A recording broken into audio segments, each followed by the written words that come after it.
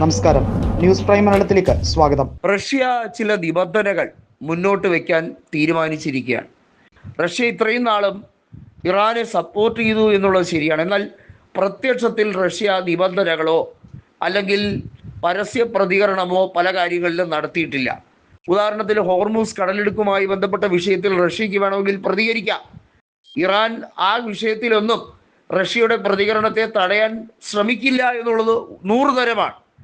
Russia ഈ സാഹചര്യത്തിൽ ഇടപെടാൻ മനഃപൂർവ്വം നിന്നില്ല എന്നുള്ളതാണ് അവരുടെ ഏറ്റവും വലിയ മര്യാദ എന്ന് പറയുന്നത്.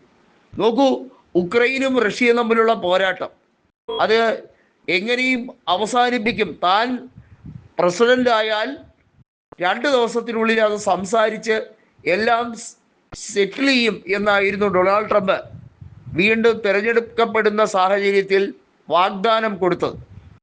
എന്നിട്ട് അലാസ്കയിലെ ആങ്കറേജിൽ വെച്ച് നടത്തിയ ചർച്ചയിൽ എങ്ങും എവിടെയും എത്താതെ പോകുന്നതാണ് നമ്മൾ കണ്ടത്. ഇവിടെ വ്ളാഡിമിർ പുടിൻ വളരെ വ്യക്തമായി തന്നെ ഇറാനോട് റഷ്യയുടെ ചില കണക്കൂട്ടലുകൾ വ്യക്തമാക്കിയിരിക്കുകയാണ്.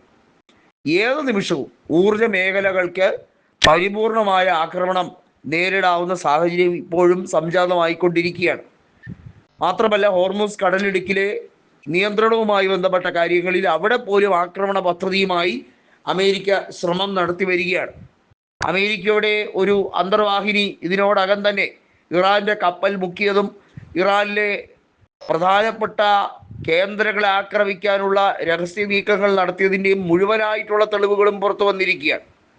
നോക്കൂ, ഇറാനെ സംബന്ധിച്ചിടത്തോളം മിഡിൽ ഈസ്റ്റിൽ പ്രത്യേകിച്ചും GCC രാജ്യങ്ങളിലെ അമേരിക്കൻ എയർബേസുകളെ മുഴുവനായും തകർക്കുക, അവിടെ ഒരു എയർബേസ് പോലും കാണരുത്, ഒരു രീതിയിലും അമേരിക്കയുടെ താവളങ്ങൾ GCC രാജ്യങ്ങളിൽ വേണ്ട എന്ന് കർശനമായ നിർദ്ദേശങ്ങൾ. അതിന് റഷ്യയുടെ പരിപൂർണമായ സഹായത്തിന് വേണ്ടിയുള്ള നീക്കമാണ്. റഷ്യ GCC രാജ്യങ്ങളുമായി കൂടുതൽ അടുക്കുന്നു. GCC രാജ്യങ്ങളുടെ ക്ഷേമ പ്രവർത്തനവുമായി ബന്ധപ്പെട്ട കാര്യത്തിലും ഒക്കെ റഷ്യ കൂടുതൽ താല്പര്യം കാണിക്കുന്നു. മാത്രമല്ല, ഓയിൽ ഇമ്പോർട്ടുമായി ബന്ധപ്പെട്ട കാര്യത്തിൽ ചൈനയുടെ ഔദ്യോഗിക കറൻസിയിൽ ട്രാൻസാക്ഷൻ നടത്തുന്ന സാഹചര്യം വരെ ഉണ്ടാകുന്നു. എന്ന് പറഞ്ഞാൽ അതിൻ്റെ അർത്ഥം ഇത്രയും നാളും US മുതൽക്കൂട്ടായി വെച്ചിരുന്ന അവരുടെ വ്യാപാര മേഖലയിൽ റഷ്യയുടെ കടന്നുകയറ്റം ഉണ്ടായിരിക്കുന്നു. ചൈനയും റഷ്യയും ഒരുപോലെ തങ്ങൾ അനുഭവിച്ച യാതനകൾക്ക് എണ്ണി മറുപടി പറയാൻ കിട്ടിയിരിക്കുന്ന ഒരു സുവർണ അവസരമായി അതിനെ കണ്ട് മുന്നോട്ട് ചലിക്കുകയാണ്. ഇറാന്റെ പ്രധാനപ്പെട്ട അത്യാധുനിക മിസൈലുകൾ ഭൂഗർഭ അറകളിൽ ഇപ്പോഴും സുരക്ഷിതമാണ് എന്ന റിപ്പോർട്ടുകൾ വരുമ്പോൾ റഷ്യ വളരെ വ്യക്തമായി പറയുന്നു, അമേരിക്ക എത്രയൊക്കെ അത്യാധുനിക സംവിധാനങ്ങൾ ഉപയോഗിച്ച് തകർക്കാൻ ശ്രമിച്ചാലും മനോവീര്യം ചോർത്താൻ കഴിയില്ല എന്ന താക്കീത് US വീണ്ടും കൊടുക്കുന്ന എന്താണെന്നറിയാമോ? കാരണം US നെറിയേട് നന്നായി അറിയുന്ന രാജ്യങ്ങളാണ് റഷ്യയും ഇറാനും ഒക്കെ.